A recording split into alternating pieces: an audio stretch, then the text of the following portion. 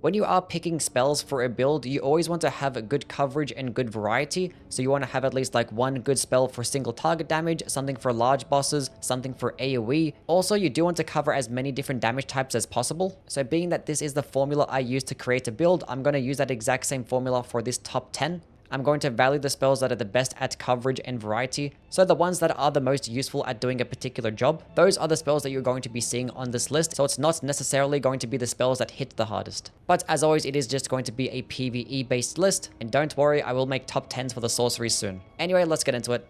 Starting off at number 10, we have a Discus of Light, to what I consider the most efficient spell in the game, the best holy spell in the game, and the most improved spell from the base game. This is a spell that goes incredibly far, does some okay damage, but it does actually return to the player character, of which does hit an enemy twice, meaning that you're actually doing twice as much damage, and if you miss the first attack, the second one is probably going to hit anyway. And you can consecutively cast this spell over and over again for only 3 FP, which that is just ridiculous. There is no other spell in the game that is as efficient as this one. This basically might as well cost nothing. You're just never going to run out of FP with a spell like this. But the reason as to why it is the most improved spell as well is because it's a holy based spell, meaning that it actually does benefit off the Sword of Light and the Sword of Darkness. Sword of Light is a 20% holy damaging buff for 60 seconds, and the Sword of Darkness is a debuff to make enemies take 20% more holy damage, and that also lasts 60 seconds. And you also have the Dry Leaf Seal. This actually does boost these ring types of incantations by 15%, and this actually will stack with a 10% boost that the Golden Order Seal actually does give this spell. Now this spell also does have some cool synergy with like the retaliation skills.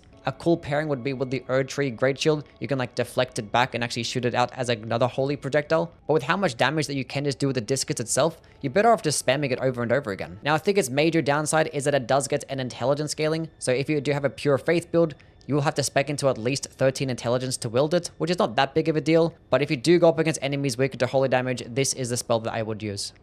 Number 9, Frenzied Burst, to what I consider the best sniping spell in the entire game. It goes so far and travels at insane speeds that enemies are basically just never going to be able to dodge it. Now I am just going to use this as a sniping spell in the middle of combat. It's not going to be that good because the casting animation is long. And to maximize your damage, you do want to have it fully charged because it is going to make it travel a lot further, a lot faster, and obviously just do more damage. But you can cheese so many different types of enemies with this spell, because in this game you can lock on at very far distances, and honestly you can cheese some bosses too. You can just like run all the way to the back side of the arena and just keep spamming the spell that way. So if you were lacking a fire-based projectile option with your build, I would just throw on Frenzied Burst.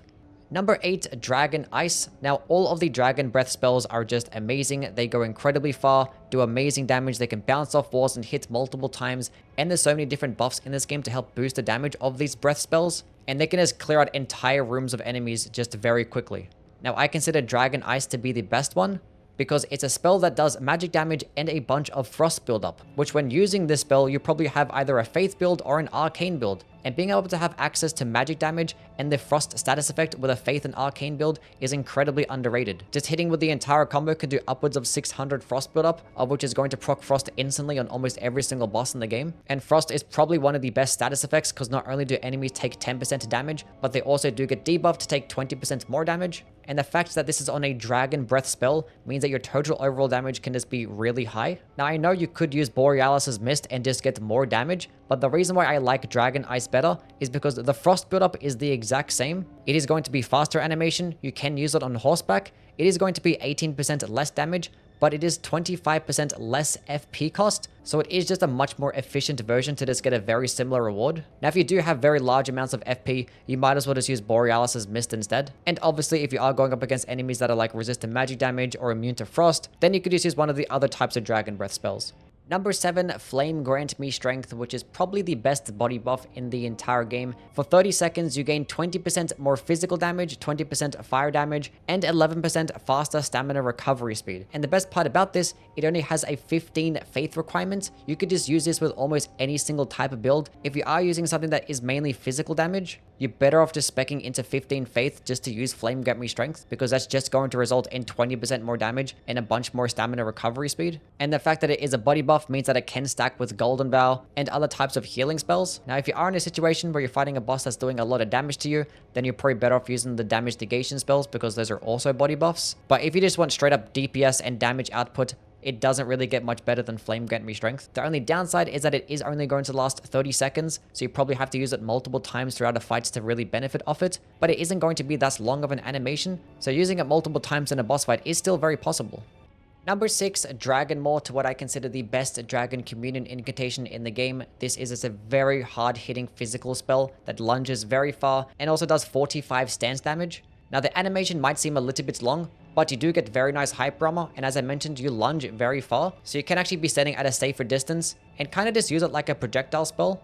Which you honestly want to do anyway, because when you hit with the mouth itself, you're going to be doing like 50% more damage, and of which this thing can just straight up just decimate almost every enemy and boss in this game, especially if they're smaller, because it will just like send them flying. Now this spell has actually gotten a lot better in this DLC because of the Rock Heart transformation. The buff of this transformation actually does boost the Dragon Communion spells by 20%, which is just absurd. Now the transformation itself involves you having to be naked, actually does give you 10% damage negation to all of your stats, but you're just not going to have any weight with your armor whatsoever, meaning that you're going to have a lot lower equipment load, so you can use the Blue Dancer's Charm, which actually does boost your physical damage when at lower amounts of equipment load, which DRAGONMAW is going to be doing physical damage, and your damage output can just be ridiculously high with this thing. It is going to consume 34 FP, which might seem on the higher end, but there are other spells that consume way more FP than this that just don't even hit as hard. And it also does have a 24 faith requirement, so if you did want to use it with an arcane build, you will have to spec into at least this much, which I honestly kind of recommend anyway, because things like Golden Vow is actually going to require 25 faith, so any single arcane build, this is like a must-have. Number 5, Pest Threads Spears, which is just a direct upgrade to regular Pest Threads, which this spell actually is really good against larger bosses as it has very aggressive tracking and it can hit enemies multiple times. So it just hits these large bosses like 5 or 6 times and you can just melt them, which Pest Thread Spears does the exact same thing, but it's just going to hit harder. But it's also going to be somewhat useful against smaller enemies because it is going to stagger them and to still do respectable damage. It doesn't need to rely on the fact that it has to hit multiple times for it to actually work really well. And then when you have it fully charged, everything that's slight bits larger is just going to die very easily. We can pair it alongside the Godfrey's icon and just go ahead and spam away. And it's just very easy to use spell because it doesn't have that long of an animation. It goes very far, it tracks nicely.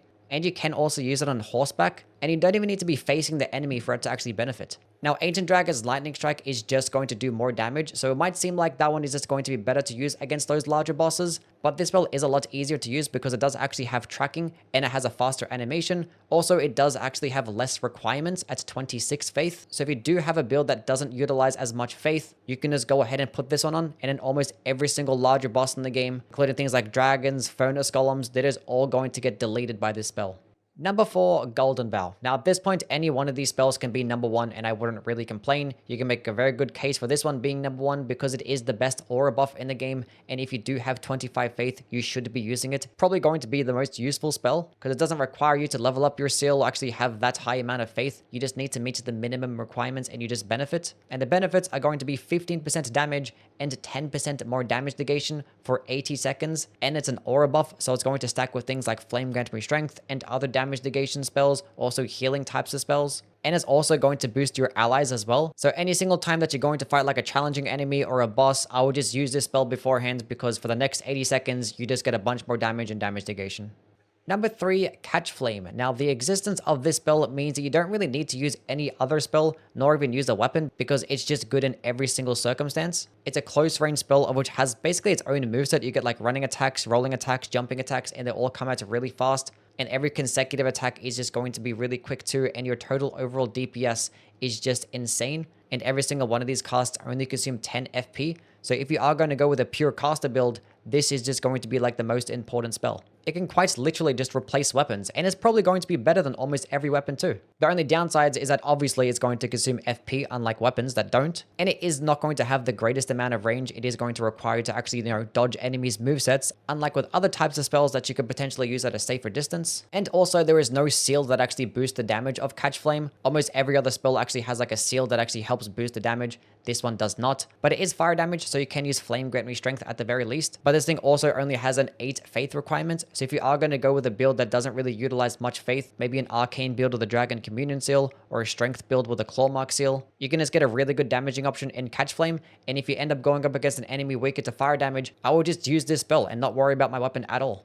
Number 2, Knight's Lightning Spear, to what I consider the best projectile option for single target damage in the entire game, and yes, that even beats out things like Knight's Comet. Now obviously against very large targets, Ancient Dragon's Lightning Strike and Pest Thread Spears are going to be better, but against these smaller single targets, it doesn't really get much better than Knight's Lightning Spear. It's a quick projectile spell that travels on a flat line, has some very good travel speed, does really good damage, you can fully charge it to make it do even more damage, and 27 stance damage, which for comparison, the Stone of Geraint only does 15, and that spell is considered to be a really good stance breaking spell, because all of these little extra lightning projectiles that surround the player do some really nice damage, and they're also going to be guaranteed, so even if you do get staggered out of the animation, those other 4 or 6 projectiles that come out depending if you have it fully charged or not, is just going to come out no matter what. But I think the best thing about this spell, and the most underrated part, is that enemies don't dodge it. It's just like Knight's Comet in the fact that they won't even animation read or input read, and then it's going to eat it right to the face every single time. I don't know why that is, not sure if it's a bug or not, but you can just keep throwing Knight's Lightning Spear over and over again, do 27 stance damage, amazing damage in general, and enemies are just not going to do anything about it. Now, the fact that it's a lightning based spell is amazing in so many ways, because not only is lightning damage the best elemental damage type in the game, because a lot of enemies are weaker to it, and every single time that there's water around, or if it's raining, it's just going to be 20% more damage. And now we have more things to actually boost Dragon Cult incantations in the Death Knight set, and the Priestess Heart transformation. These could just either mean 8% or 20% more damage depending on which one that you use, which stacked alongside things like the Gravel Stone Seal, a Lightning Tier, Godfrey's Icon, you're just doing so much damage with this type of build. The only downside of which I could say is that it does consume 29 FP, so it is going to be on the higher end. If you did want like a more efficient type of projectile spell, I've always considered Flamefall Upon Them to be like the best one to use. But with how many benefits that Knight's Lightning Spear actually does have, there is not going to be any other like projectile spell that I'd actually use over this one. Now, before I get to number 1, I want to give some honorable mentions to the support-based spells, specifically the fortification ones. These are going to be 35% damage negation to any single element, and it's going to last 90 seconds, but best of all yet, it only requires 10 faith. If you just have any type of build, just spec into at least 10 faith, put on the finger seal, and you're just going to benefit of just 35% more damage negation. And it is going to be a body buff, so it is going to stack with Golden Vow if you wanted to use that too. And 35% is a lot. Like the best livers in the game only give you 25%. And in this DLC where enemies are hitting really hard, I recommend just specking into these. Also, do want to give a shout out to Heal From Afar. I think this is just the best healing spell in the game. It gives you just as much healing as Lord's Heal, which is like the second best in terms of health regen potential. But it is going to be cheaper, have less requirements, have a faster animation, and you can shoot it out like a projectile. So not only can you actually damage revenants at a distance, but you can also heal your summons at a distance too.